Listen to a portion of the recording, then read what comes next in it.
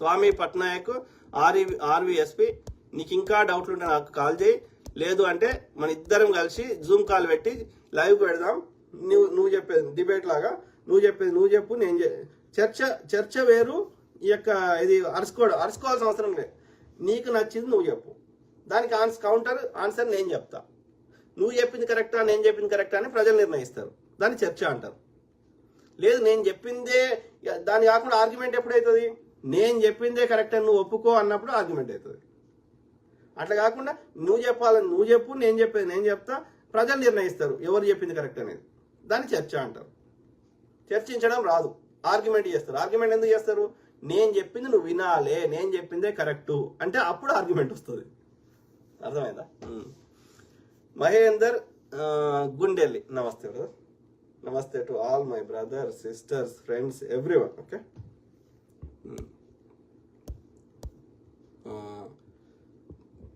పెంచల ధర్మ, నమస్తే బ్రదర్. చదివి ఫాస్ట్ అశోక్ జ్ఞాత. ఈ బీజేపీ ఆర్ఎస్ఎస్ వల్ల దేశం మొత్తం నాశనం అవుతుంది. దశల వారీగా అన్ని విధాలుగా నాశనం అవడమే కాకుండా దేశం అంతర్యుద్ధంతో నాశనం అవుతుంది. కరెక్ట్. అందుకే ప్రజల్ని ఎడ్యుకేట్ చేద్దాము, వాళ్ళ ఉచ్చులో పడకుండా చేద్దాం. ఓకే, వాళ్ళకున్న ఒకే ఆయుధం ఏంటి? చివరి ఆయుధం ఏంటంటే హిందువులను కొట్టాలి, ముస్లింలు కొట్టారని ప్రచారం చేయాలి. అది ఒకటే వాళ్ళకి మిగిలిన ఆయుధం. అది కూడా రివర్స్ అవుతుంది. ఎక్కువ కాలం చేయలేరు అది కూడా. ఎందుకంటే 11 ఏళ్ళ నుంచి నువ్వే అధికారం నుండి హిందువులకి, వాడు కాంగ్రెస్ అని తిడితివి, మళ్ళీ నువ్వే అధికారం వచ్చినాక మళ్ళీ హిందువులకి ఎట్లా అవుతుంది అంటే నీ పరిపాలన లోపమే. కాబట్టి ఇంకా అది కూడా చేసేయడానికి నీకు అవకాశం లేదు. ఇక మళ్ళీ పాకిస్తాన్ కొట్టిండు, ముస్లిం కొట్టిన అనడానికి కూడా లేదు. ఎందుకంటే భారత ఆర్మీని నీ చేలో పెట్టినాము, పోలీసుని నీ చేలో పెట్టినాము, ఇన్వెస్టిగేషన్ ఏజెన్సీ నీ చేలో పెట్టినాము. ఇవి కాకుండా నీకు చెడ్డీ గ్యాంగ్, ఆర్ఎస్ గ్యాంగ్ ఉంది, అందులో 100 విభాగాలు ఉన్నాయి, బజరంగ దళం, ఇవి తొక్క. ఇంతమంది ఉండగా 10% కూడా లేనంతో ఎట్లా థ్రెట్ వస్తుంది అంటే నీకు పరిపాలన చేస్తలేదు అని అర్థం. సింపుల్. విచారణ జరగదు, దోషులకు శిక్షలు పడాయి. ముందుగా జరగక ముందు ఆపాలి, జరగక ముందు ఆపవు, జరిగినాక విచారణ చేయవు. కానీ కేవలం నీకు ఉన్న అమ్ముడుపోయిన గోధి మీడియాలో చెత్త ప్రచారం చేస్తావు. ప్రజలకు అర్థం కదా, ఎల్లకాలం ఉల్లు చేయలేవు కదా. విజయ్ ఈడా అన్న, మీ సపోర్ట్కి no words. Thank you brother, thank you to everyone. Thank you brother. Vijay brother, కొట్లాడదాం. శివాబాయ్, హాయ్ సార్, ఎలా ఉన్నారు? బాగున్నారు బ్రదర్. సో క్రిస్టఫర్ పాస్టర్ బాధపడుతున్నాడు, ఐ అండర్స్టాండ్. మోషే గుడిమెట్ల, మీ విశ్లేషణ చాలా బాగుంది బ్రదర్. Thank you brother. ఎవరు? జేసిహెచ్ఎం క్రిస్టఫర్ పాస్టర్. అలాంటి వాళ్ళ పోరాటంలో ఏర్పడిన చెట్టు ఫలాలను తింటూ ఆ చెట్టే మతోన్మాద గొడ్డలితో నరికేస్తున్నారు. ఈ జనాలకు అర్థమయ్యేసరికి స్వాతంత్ర్యం వల్ల వచ్చిన నెమ్మది పోతుంది, అప్పుడు అర్థమవుతుంది. Correct brother, agree with you pastor brother. Habibullah Darvesh, you are said right bro. Yes, thank you. Rajesh ఏమంటారు? మామిడి పెళ్లి. క్రైస్తవులందరూ ఒకే మాట మీద ఉండాలి. ఎవరైతే ప్రవీణ్ పగడాల కేసు ఏంటి బ్రదర్, రీఓపెన్ చేస్తారో వాళ్ళకే వచ్చే ఎన్నికల్లో ఓటు వేస్తామని క్రైస్తవులందరూ వచ్చే ఎన్నికల్లో మా ఓటు వేస్తామని క్రైస్తవులందరూ ఒకే మాట మీద నిలబడాలి. ఈ బీజేపీ పోయిన తర్వాత వేరే ప్రభుత్వం వస్తే ఫ్రీ ఓపెన్ చేస్తే ఎన్నో విషయాలు తెలియవచ్చు ఈ కేసులో. అదే బ్రదర్. సో ఆ కేసుని అదొకటి పోరాటం చేయాలి. దాంతోపాటు మిగతా నేను చెప్పిన కదా, మిగతా అయితే మనం చేయొచ్చు కదా, మెమోరియల్ పార్క్ కట్టడము, పుస్తకం రాయడం అట్లాంటివి. సో అవైతే చేయొచ్చు కదా. ఈ కేసు అనేది కొట్లాడదాము, ఎంతవరకు న్యాయం దొరుకుతుంది అనేది కాదు, అది పైవాడికి వదిలేద్దాం. అర్థమైందా?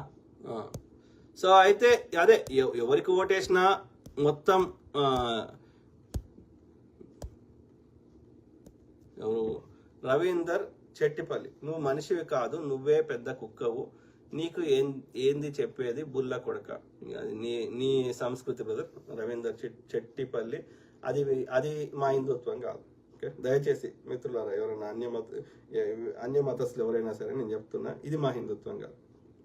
ఇది ఈ సనాతన ధర్మం, ఈ బ్రాహ్మణవాదం, ఈ మనువాదం వాళ్ళకే వచ్చే ఆ భాష, మాకు రాదు. ఓకే, కాబట్టి ఇది కుక్కకి నేను చాలా గౌరవం ఇస్తా, ఎందుకంటే అది చాలా విశ్వాసము. ఆ ప్రేమని అది చూసిన వాళ్ళు అది తట్టుకోలేరు. అది కాబట్టి కుక్క అనకూడదు. సో అది ఇక నీ సంస్కారం బ్రదర్, అది నీకే వదిలేస్తున్నా. సూపర్ వర్డ్స్ అన్నయ్య క్రిస్టఫర్ పాస్టర్, థ్యాంక్ యూ. ఎవరు తిడతారు? విషయం ఉన్నోడు విషయం మాట్లాడతాడు, విషయం లేనోడు ఏం చేస్తాడు? ఈ విషయం తట్టుకోలేక వానికి ఏం చేయాలో అర్థం కాక బూతులు తిడతాడు. ఎందుకంటే వాని దగ్గర ఆన్సర్ లేదు. ఈ నిజం బయటకు వస్తే వాడు తట్టుకోలేకపోతున్నాడు. వాడు ఏం చేయమంటావు? ఈ విషయాన్ని కప్పిపుచ్చాలంటే ఏం చేయాలి? వాని యొక్క ఏమంటారు, వాని కోపము అంతా ఆ బూతుల రూపంలో వస్తుంది. ఎందుకని? He does not have answer to my explanation. ఈ ఫ్యాక్ట్స్, ఈ నిజాన్ని వాడు తట్టుకోలేకపోతున్నాడు. అది వాని సమస్య. Raj Kamal Vakapalli, you're supporting so great, thank you. So మనందరం కంప్లీట్ అయినాక చెప్తా.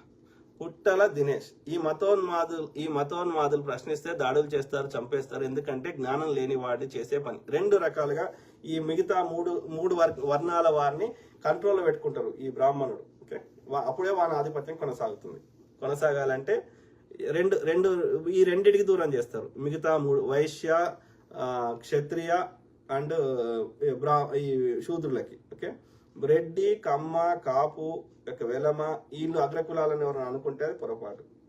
బ్రాహ్మణుడు, క్షత్రియుడు, వైశ్యుడు కానీ వాళ్ళందరూ శూద్రులే. సో ఇప్పుడు చెప్పిన రెడ్డి, కమ్మ, కాపు, వెలమ బ్రాహ్మణుల కాదు, క్షత్రియుల కాదు, అట్లనే వైశ్యుల కాదు. అంటే ఏమర్థం? వీళ్ళు కూడా శూద్రులే. మరి ఏం పని చేసేవారు వీళ్ళు? వెనకట ఈ యొక్క రైతు కూలీలుగా పనిచేసేవారు, పొలాల్లో పనిచేసేవారు, శూద్రులే.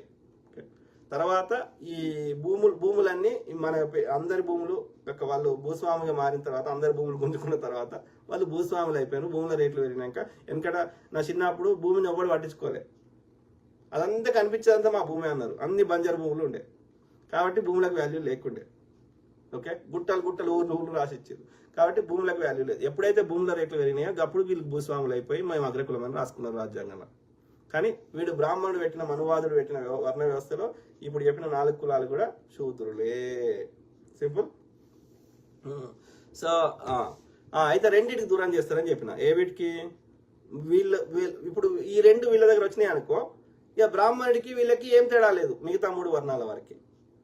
కానీ వాడు రాసిన రాజ్యాంగం ప్రకారం ఏంది? బ్రహ్మ ముక్కులకి వెళ్ళి వచ్చినోడికి బ్రహ్మ మిగతా భాగాలకి వెళ్ళి వచ్చిన వాళ్ళు సేవ చేయాలి, కింది భాగాలకి వెళ్ళి వచ్చిన వాళ్ళు. అది వాడి రాజ్యాంగం, అది వాడి మన ధర్మశాస్త్రం. కాబట్టి ఈ 3 వర్ణాలు కింద ఉండాలంటే ఏం చేయాలి? వీళ్ళని మొదటగా విద్యకు దూరం చేయాలి, నాలెడ్జ్కి దూరం చేయాలి, విషయ పరిజ్ఞానం లేకుండా చేయాలి. కాబట్టి ఫస్ట్ వాళ్ళు చేసేది విద్యకు దూరం చేస్తారు. అంటే అజ్ఞానాన్ని పెంచి పోషిస్తారు, చెత్తని పెంచి పోషిస్తారు. ఒక ప్రామాణికం ఉండదు, ఒక చారిత్రక ఆధారం ఉండదు, ఒక సైంటిఫిక్ టెంపర్ ఉండదు. ఆ మా వేదాలే ప్రామాణికం అంటారు, దానికి అందులో ఒక్కటి కూడా మనకి డే టు డే యూజ్ అయ్యేది ఉండదు. ఓకే, మీరు ఇంక్లూడింగ్ అందులో ఆయుర్వేదం అని చెప్పిన దాంట్లో కూడా అది అందులో కూడా 90% యూజ్ అయి ఉండదు, ఒక 10% యూజ్ అవుతుంది. అది కూడా ఒక మూలవాసులు ఈ బుద్ధిజంలో ఉన్నదంతా తీసుకొచ్చి అది కాపీ కొట్టుకున్నారు. ఆ కాపీ కొట్టడం కూడా రాలే వీళ్ళకి చక్కగా. అర్థమైందా? వాళ్ళు ఎట్లా ఎక్స్పెరిమెంట్ చేసేవాళ్ళంటే ఇది వాడేవాళ్ళు, వాడితే వాడు చచ్చిపోయింది అనుకో అది మళ్ళీ వాడకపోదురు. There was no lab concept. Okay, వాళ్ళకి ఎక్స్రే తీసి మైక్రోస్కోప్లో పెట్టి ఇదంతా లేదు అక్కడ. నీకు మంది ఇస్తారు, అది తగ్గితే నువ్వు బతికితే అది పనికి వచ్చినట్టు, తగ్గలేకపోతే చచ్చిపోయినావు అనుకో నెక్స్ట్ వాళ్ళకి ఇవ్వాలి. అది అంతే, ఎక్స్పెరిమెంట్ బేస్డ్ ఆన్ ఎక్స్పెరిమెంట్. కాబట్టి అది 100% అక్యురేట్ ఉంటుందా? ఉండకపోవచ్చు. మైక్రోస్కోప్లో పెట్టి దాన్ని ప్రాసెస్ చేసి అందులో ఏమేమి ఉన్నాయి అనేది చూస్తే అది కరెక్ట్ వస్తుంది. అది వెస్టర్న్ సైన్స్ చేసింది. వీళ్ళు ఎక్స్పెరిమెంట్ బేస్డ్గా కావచ్చు. చీకట్ల బాణం వేస్తే తగలవచ్చు, కొన్నిసార్లు తగలకపోవచ్చు.